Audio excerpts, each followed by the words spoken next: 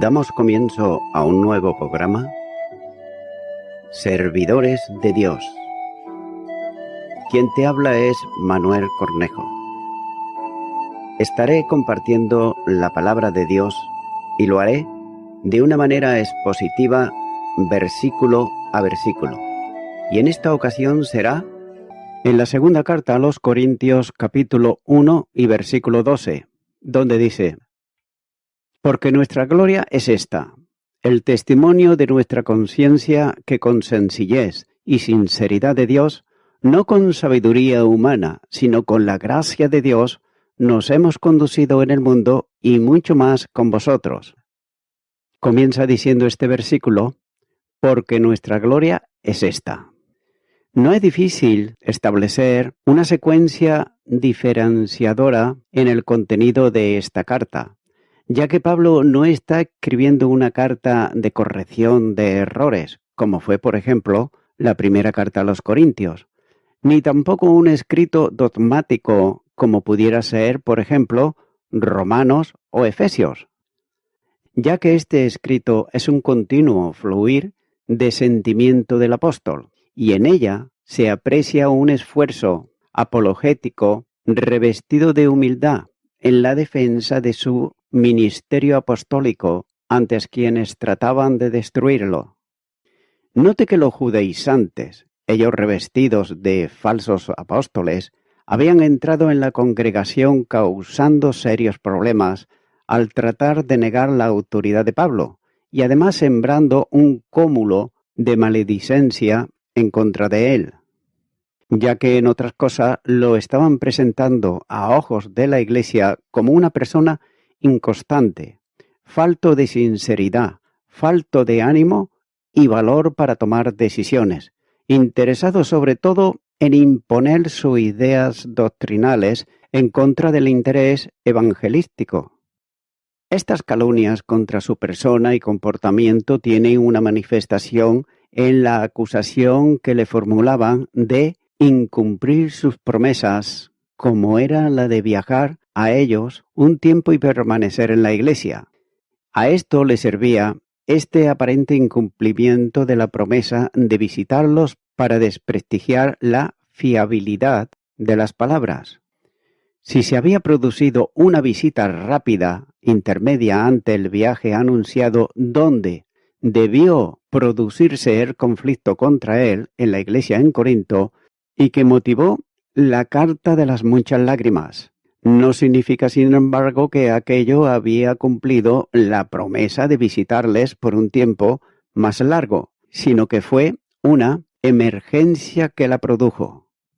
Y ahora va a tomar la defensa de esa aparente falta de cumplimiento de la promesa de visitarlos.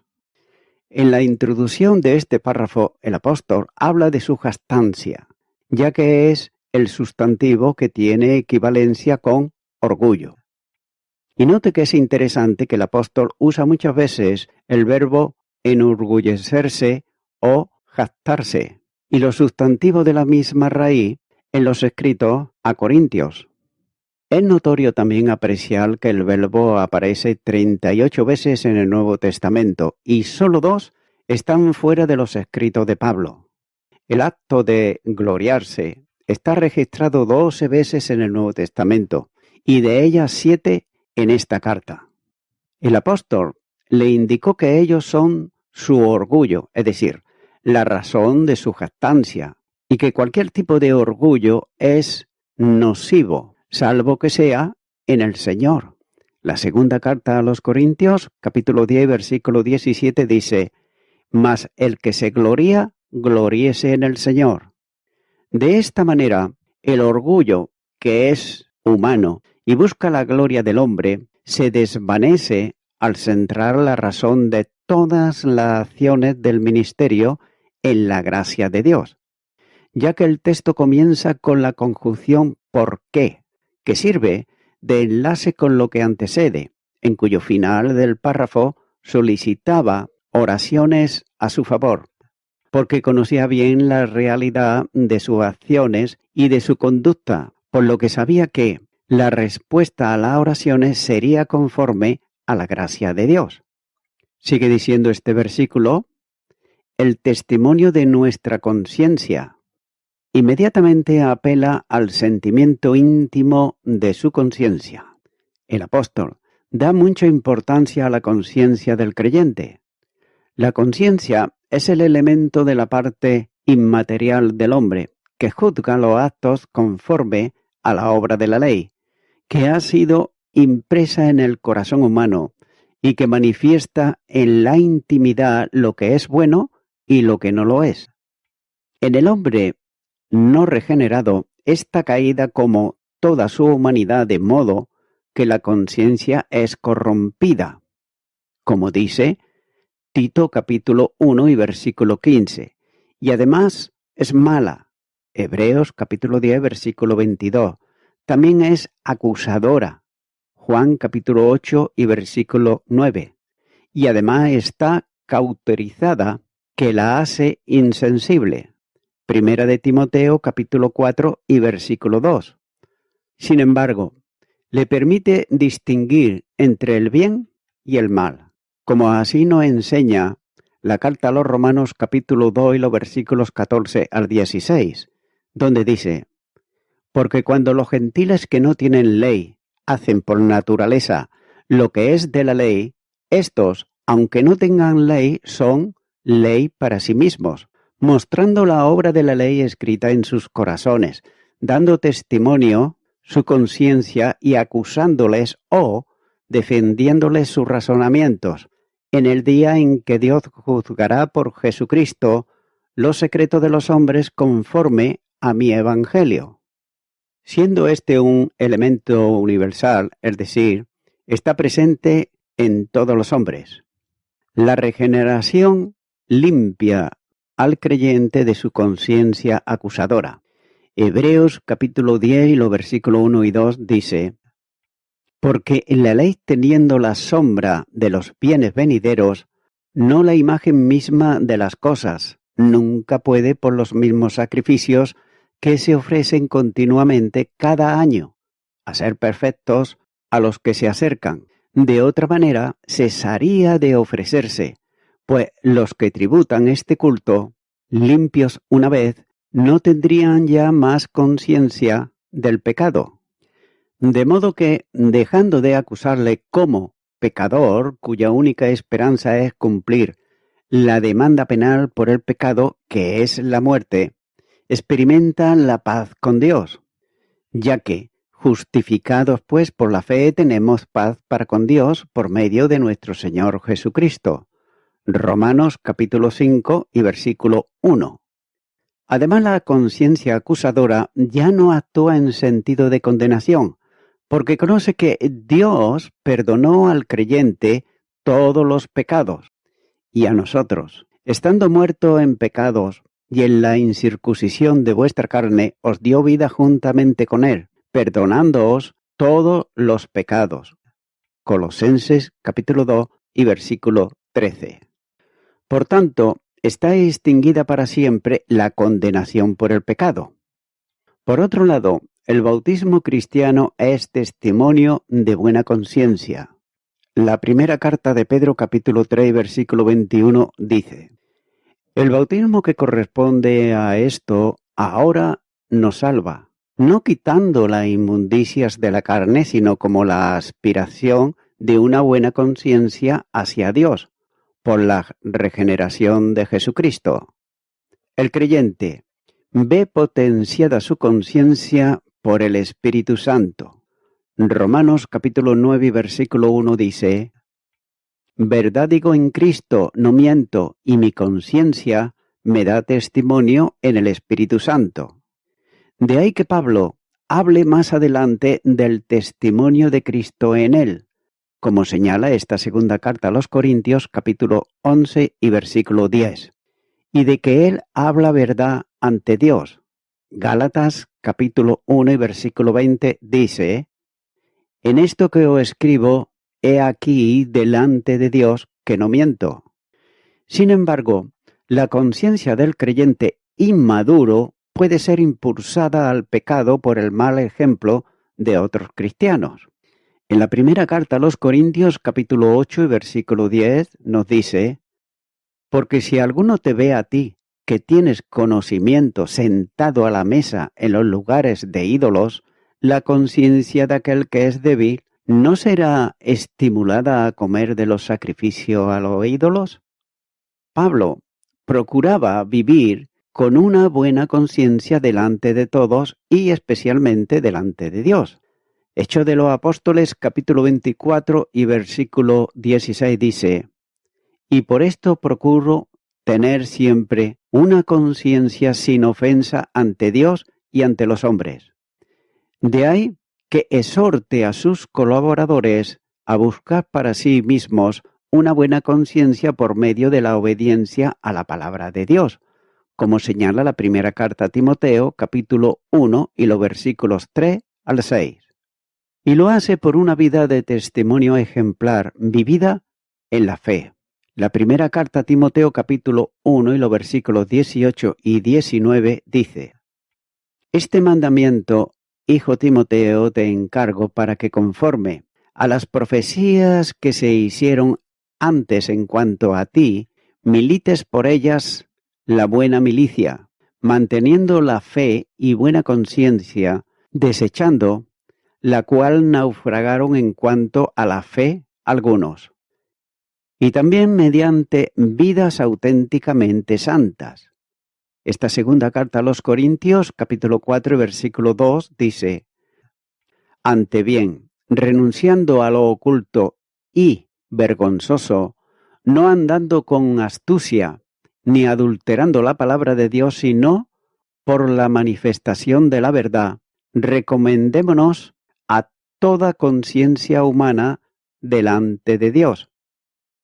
Sigue diciendo este versículo, que con sencillez y sinceridad de Dios. Una buena conciencia exige una vida en la sencillez y sinceridad de Dios, ya que en algunas lecturas, en lugar de sencillez, se lee santidad. Sencillez indica una transparencia de vida sin doblez en las intenciones, ya que la sinceridad indica una pureza de intención que no oculta absolutamente nada. Esta palabra aparece 2 veces más en el Nuevo Testamento y ambas en la correspondencia corintia, como por ejemplo en el capítulo 2 y versículo 17, donde dice: pues no somos como muchos que medran falsificando la palabra de Dios, sino que con sinceridad, como de parte de Dios y delante de Dios, hablamos en Cristo. La medida de esas 2 virtudes no se establece de otro modo, bien sea por medios religiosos o por recomendaciones de otros, sino que se contrasta delante de Dios, ya que es Él quien da la medida de esas 2 virtudes. Vivir en sencillez y santidad solo es posible en el poder del Espíritu Santo de Dios. Sigue diciendo este versículo: no con sabiduría humana, sino con la gracia de Dios. La buena conciencia excluye toda gloria humana para depender solamente de la gracia divina. Los acusadores de Pablo lo hacían en la fuerza de la sabiduría humana. De ahí el término carnal que aparece en la frase y que señala a lo que es natural y propio del hombre no regenerado. Sus detractores se consideraban a ellos mismos como sabios, recomendados, aunque falsamente, como apóstoles, enviados por los de Jerusalén, pero su sabiduría era sabiduría humana, terrenal y carnal. Por ello no sabían nada como se debía saber. La primera carta a los Corintios, capítulo 8 y versículo 2, dice: y si alguno se imagina que sabe algo, aún no sabe nada, como debe de saberlo. Incluso los del grupo de oposición al apóstol en la iglesia en Corinto se consideraban ellos maduros, pero sin embargo eran niños espirituales, como dice la primera carta a los Corintios, capítulo 3 y los versículos 1 al 4. Note que el apóstol no dependía de sabiduría humana, ni de recomendaciones de hombres, solamente descansaba en la gracia de Dios que había sostenido su vida y su conducta a lo largo de todo su ministerio. La primera carta a los Corintios, capítulo 15 y versículo 10 dice: «Pero por la gracia de Dios soy lo que soy, y su gracia no ha sido en vano para conmigo. Antes he trabajado más que todos ellos, pero no yo, sino la gracia de Dios conmigo». Sigue diciendo este versículo: «Nos hemos conducido en el mundo y mucho más con vosotros». La buena conciencia exige una ética continua y además una conducta permanente según Dios. Es por eso que así afirma que nos hemos conducido, expresando con ello el modo de vida. Note que no era una hipócrita que practica la santidad en la iglesia y el libertinaje en el mundo, ya que su comportamiento era igual en toda circunstancia. Su ejemplo había sido más que evidente entre ellos. Por esa misma razón podía enseñar con autoridad moral a los hermanos. Nadie puede dejar de considerar esta verdad, consistente en la importancia de ser ejemplo en todo lo que se enseña ante aquellos que son enseñados. La primera carta a Timoteo, capítulo 4 y versículo 12 dice: «Nos hemos conducido en el mundo y mucho más con vosotros». Continúa ahora con el versículo 13, donde dice: «Porque no os escribimos otras cosas de las que leéis o también entendéis, y espero que hasta el fin las entenderéis». Comienza diciendo este versículo: «Porque no os escribimos otras cosas de las que leéis o también entendéis». La buena conciencia excluye una doble intención en los escritos, ya que Pablo le había escrito varias veces y con seguridad sus enemigos le acusaban de una doble personalidad, es decir, una forma firme y contundente en las cartas y otra débil cuando estaba presente. Esta segunda carta a los Corintios, capítulo 10 y versículo 10, dice: «Porque a la verdad dicen, las cartas son duras y fuertes, mas la presencia corporal débil y la palabra menospreciable». Además, le servía, como se consideró antes, para acusarle del incumplimiento de sus promesas escritas, ya que había anunciado su visita y no lo hacía. Pero note que no había una doble intención, sino que las cartas debían de entenderse con las palabras con que estaban escritas. Sigue diciendo este versículo: «Y que espero hasta el fin las entenderéis». Las cartas del apóstol no sólo debían de ser comprendidas literalmente por los corintios, sino por todos los creyentes, ya que él escribía también a otras iglesias y sus palabras escritas con la autoridad apostólica eran escritos inspirados que no escribían una cosa para que se entendiese otra. Las cartas eran leídas como palabra inspirada en los cultos de las iglesias, como enseñanza doctrinal, ya que aquellos escritos habían de comprenderse e interpretarse literalmente. Efesios capítulo 3, versículo 4 dice: «Leyendo lo cual podéis entender cuál sea mi conocimiento en el misterio de Cristo». Y también en Colosenses capítulo 4 y versículo 16 nos dice: «Cuando esta carta haya sido leída entre vosotros, haced que también se lea en la iglesia de los laodicenses, y que la de la Odisea la leáis también vosotros». El mismo apóstol le ponía bajo juramento solemne para que sus cartas se leyesen entre los creyentes. La primera carta a los tesalonicenses, capítulo 5 y versículo 27, dice: «Os conjuro por el Señor que esta carta se lea a todos los santos hermanos». Examinados sus escritos, los corintios podían llegar a entender que realmente cuanto decía en su escrito se cumplía fielmente. Es posible que algún escrito anterior no fuese bien comprendido en su enseñanza y no le fuese prestada atención.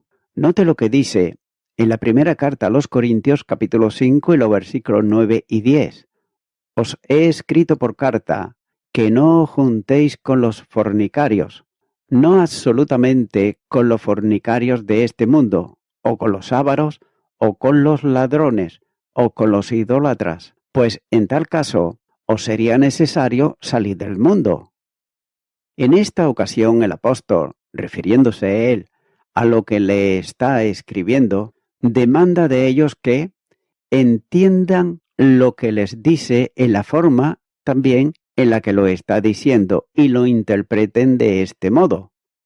Y muy posiblemente alguno de sus enemigos personales buscarían entonces retorcer alguna frase para que dijese lo que ellos pretendían que dijese, pero no era lo que decía. El apóstol esperaba que comprendieran el escrito como antes habían comprendido sus palabras cuando estaba con ellos, de manera que definitivamente puedan dejar de oír sugerencia de los falsos apóstoles y de alguno que en la congregación no quería aceptar la autoridad del apóstol.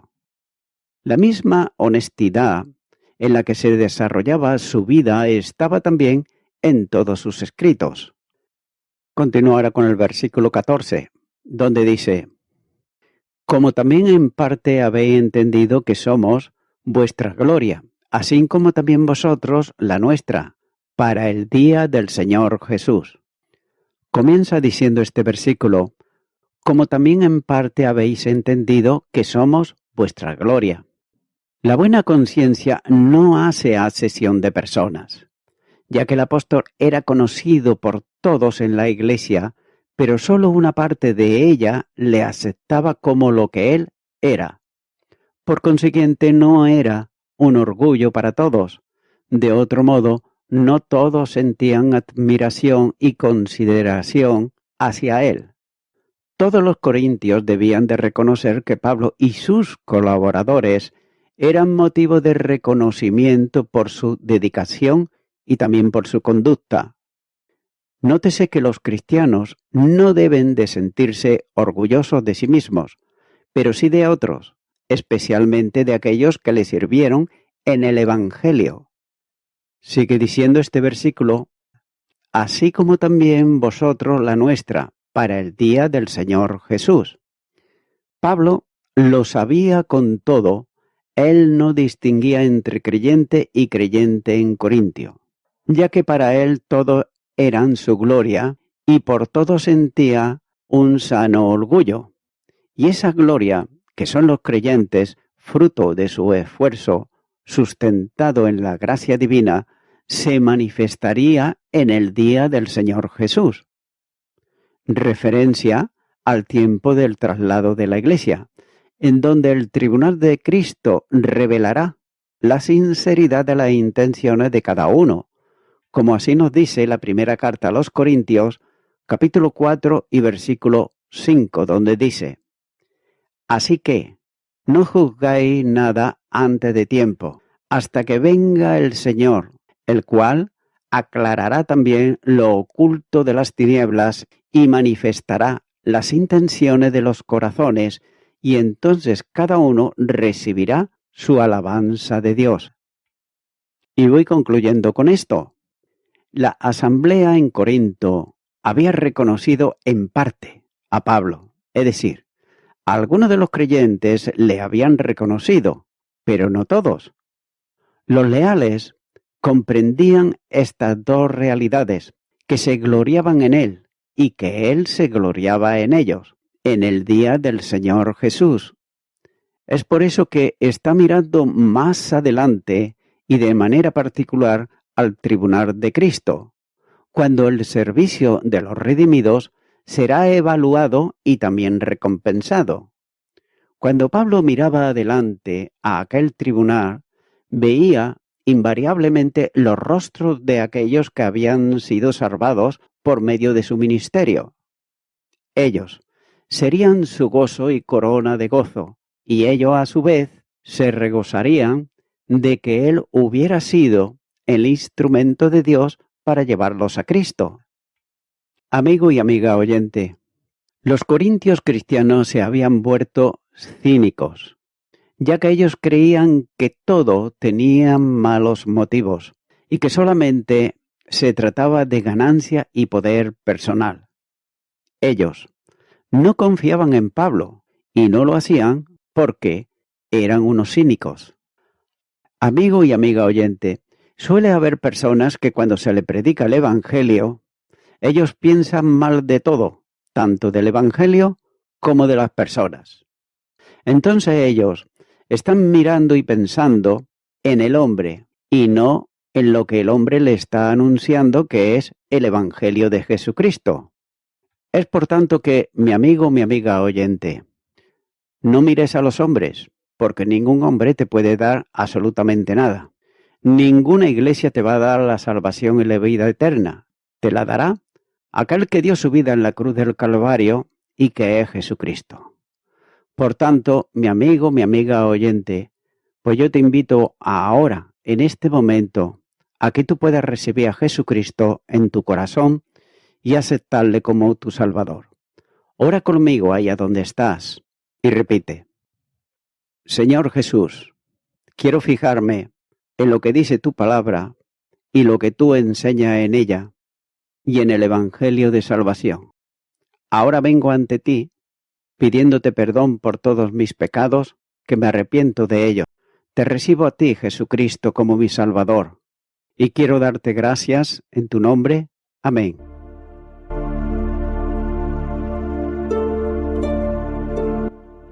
Amigo y amiga oyente, si tú has hecho esta oración de corazón, te recomiendo que comiences a orar a Dios, en primer lugar, en el nombre del Señor Jesucristo.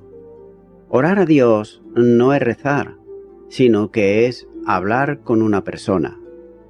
También te recomiendo que leas la palabra de Dios y lo hagas a diario. Comienza, por ejemplo, con el Nuevo Testamento. Y también, por último, te recomiendo que para que puedas crecer espiritualmente, te congregues en una iglesia cristiano-evangélica, donde se predique, se enseñe y se practique la sana doctrina y la palabra de Dios. Congrégate ahí y con el tiempo podrás crecer espiritualmente y también servir al Señor Jesucristo. Que Dios te bendiga. Y a toda la audiencia, nuevamente ya me estoy despidiendo de todos ustedes y será hasta el próximo programa. Que Dios os bendiga a todos.